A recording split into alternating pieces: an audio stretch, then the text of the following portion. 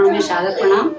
मैं पूनम सती देहरादून से हूँ। गुरुजी से मेरा एक सवाल है, एक प्रश्न मैं पूछना चाहती हूँ गुरुजी कि जैसे हमारे प्रधानमंत्री का भी स्लोगन है कि बेटी बचाओ बेटी पढ़ाओ, लेकिन आजकल हम समाज में देखते हैं, इस कलयुग में देख रहे हैं कि हमारी बेटियां कहाँ तक सुरक्षित है। आजकल देखा जाता है कि या समाचार पत्रों के माध्यम से भी ये पढ़ने को मिलता है कि जैसे अपने निकटवर्ती चाचा ताऊ या जो भी है उनसे बेटियों का बहुत अवशोषण होता है, क्योंकि उनको इतनी समझ तो होती भी नहीं है ना। तो इस समस्या से, इस हमारे अपनी बेटियों की सुरक्षा के लिए कोई भागवत में कोई इसका उपचार है या नामोपचार में इसका कोई उपचार है? मैं गुरुदेव से ये प्रश्न, मेरा ये जिज्ञासा है, मैं ये प्रश्न पूछना चाहती हूँ। प्रश्न आपने सुन ही लिया। पूनम बहन ने जो प्रश्न पूछा है, वास्तव में इस प्रकार के प्रश्न अनेकों बेटियों के जीवन की गंभीर समस्या है, और विशेष रूप से बिल्कुल जो छोटे बच्चे होते हैं, जैसे 4 वर्ष 5 वर्ष 6 वर्ष 8 वर्ष के जो छोटे बच्चे होते हैं, उनके साथ प्राय इस प्रकार की घटनाएं घटती हैं। और मुझे तो कुछ वयस्क लोगों ने भी, कुछ बहु बेटियों ने, माताओं ने ये बताया कि जब वो अपने जीवन में शिशु अवस्था में थी तो उनके साथ भी इस प्रकार के शोषण की घटनाएं घटी हैं। और ये कार्य करने वाले कोई बाहर के नहीं होते, ये बिल्कुल परिचितों में, अपने परिजनों में, रिश्तेदारों में, नातेदारों में हैं। कई बार बिल्कुल निकटस्थ परिवार के जो लोग होते हैं, जैसे मामा, चाचा, ताऊ। देखिए, सब लोग ऐसे नहीं होते, पर 1-2% लोग कहाँ नहीं होते। एक मछली संपूर्ण तालाब को गंदा कर ही देती है, कहावत भी तो है। तो इस प्रकार की जो ये बहन ने प्रश्न किया कि जो छोटे छोटे बच्चे हैं, चाहे वो बेटा हो या बेटी, कोई भी घटना किसी के साथ भी घट सकती है ना। अप्राकृतिक घटना हो, अप्रत्याशित घटना हो, अथवा किसी भी प्रकार की कोई अगर हमारे शरीर पर, हमारे तन पर यदि कोई अचानक संकट आ जाए, तो उस संकट से रक्षा करने के लिए बच्चों के लिए हम क्या करें? तो मैं बार बार आग्रह करता हूं कि श्रीमद् भागवत के 6वें स्कंद में जो 8वां अध्याय है, जिसे नारायण कवच कहते हैं, ये एक अमोघ अस्त्र है। मैं प्रत्येक माता पिता से ये आग्रह करता हूं कि आप लोग छोटे छोटे बच्चों को अभ्यास करा दीजिए, या तो नारायण कवच उनको रटा दीजिए। अब कदाचित यदि लगे कि ये तो बहुत क्लिष्ट है, कठिन है, संस्कृत का पाठ संभव नहीं है, तो फिर बहुत सरल माध्यम है, नारायण कवच को धारण करा देना। कुछ भी नहीं है, धारण तो कोई भी कर सकता है। अब आप ये कहेंगे, बोले महाराज धारण करने से क्या होगा? तो देखिए क्या होगा, इसका वर्णन तो विस्तार से किया। मैं केवल आपको नारायण कवच अध्याय का एक श्लोक, जो महात्म्य में 36वां श्लोक, उसमें जो सुखदेव जी बताते हैं कि एतद धारयमाणस्तु यम यम पश्यति चक्षुषा पदावा संस्पृशेत सद्यः साध्वसात् स विमुच्यते। एतद धारयमाणस्तु, इस महान कवच को जो धारण करेगा, और धारण करने वाला यम यम पश्यति, जिसको अपने नेत्रों से केवल देख भी लेगा, अथवा पदावा संस्पृशेत, अपने पांव से यदि केवल स्पर्श भी कर लेगा, तो जिसको स्पर्श करेगा वो भी भयमुक्त हो जाएगा। है साध्वसात् स विमुच्यते, यानी धारण करने वाला तो भयमुक्त होगा ही, पर वो यदि किसी के संपर्क में आ जाए, वो किसी को छू दे, वो किसी को स्पर्श कर दे, तो वो सामने वाला व्यक्ति भी निर्भय हो जाएगा। ऐसा महात्म्य वर्णन है।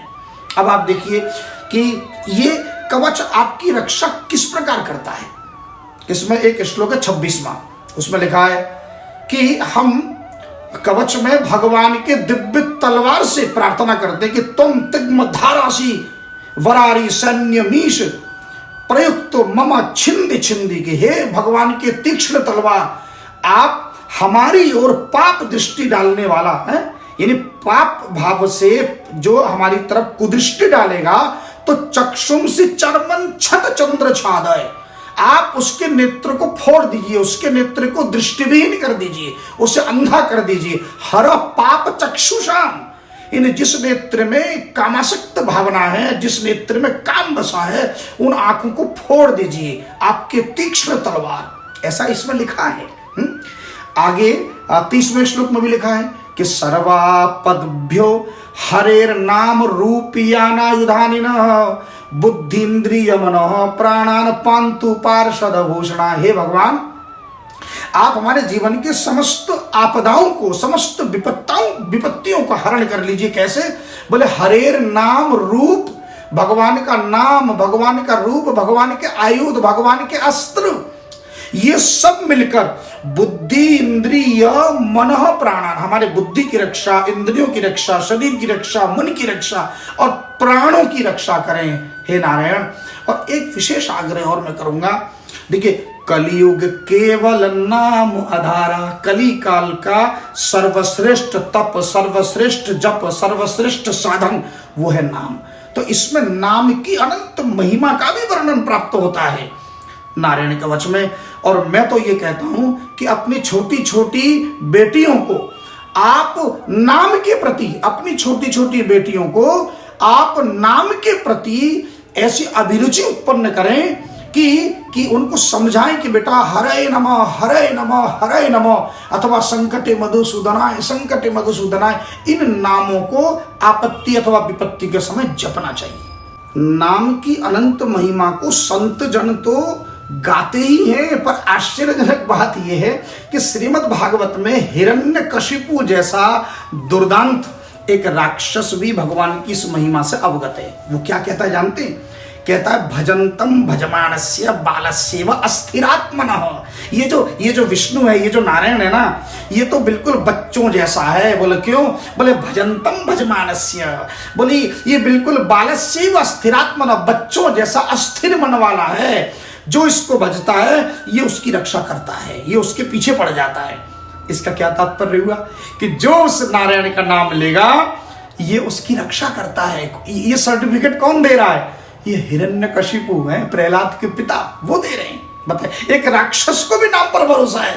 पर हाय रे दुर्भाग्य, इस कली काल के लोग नाम होते हुए, नाम रूपी संजीवनी होते हुए, नाम रूपी कल्पवृक्ष होते हुए भी कष्ट से, विपत्ति से, संकटों से घिरकर और हाय हाय करते हैं। भगवान को, भगवान का विरध है, भगवान का संकल्प है। एकादश स्कंद में भगवान कह रहे हैं कि अन्नम ही प्राणिनाम प्राणो और आर्तानाम शरणम तो हम। जैसे अन्नम ही प्राणिनाम, जैसे अन्न ही प्राण रक्षा करने का एकमात्र हेतु है, उसी प्रकार आर्तानाम शरणम तो हम।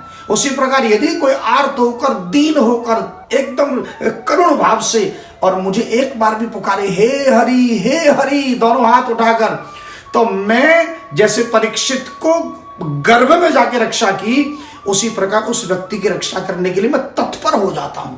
तत्पर, जैसे प्रहलाद की रक्षा की, द्रौपदी की रक्षा की, है ना, इसी प्रकार अर्जुन की रक्षा की, भगवान ने गज की रक्षा की।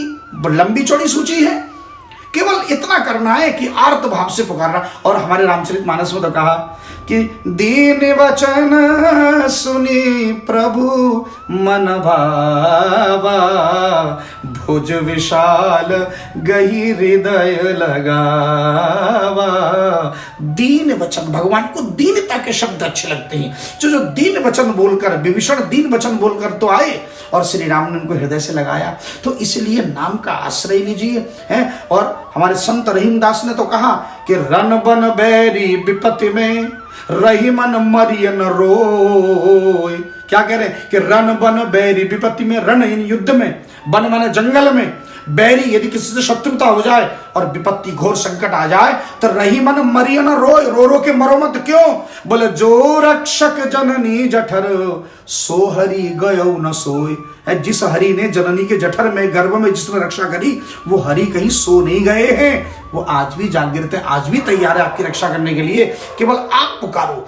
इसलिए छोटी छोटी बेटियों की रक्षा करने के लिए, छोटे बच्चों की रक्षा करने के लिए आप नारायण कवच को उन्हें धारण करवाएं, जिससे कि उनकी रक्षा हो। क्योंकि उसके एक एक श्लोक में भगवान ने अपनी संपूर्ण शक्ति को उन्होंने प्रेरित कर दिया है, भर दिया है।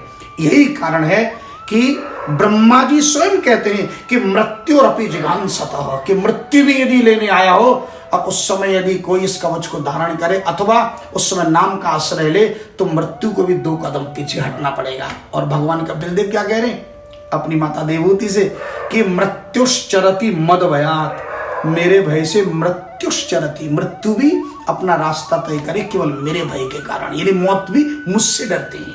इसलिए उसी भगवान का ये दिव्य आयुध, ये दिव्य कवच यदि हम धारण करते हैं तो कोई माई का लाल हमारा बाल बांका नहीं कर सकता।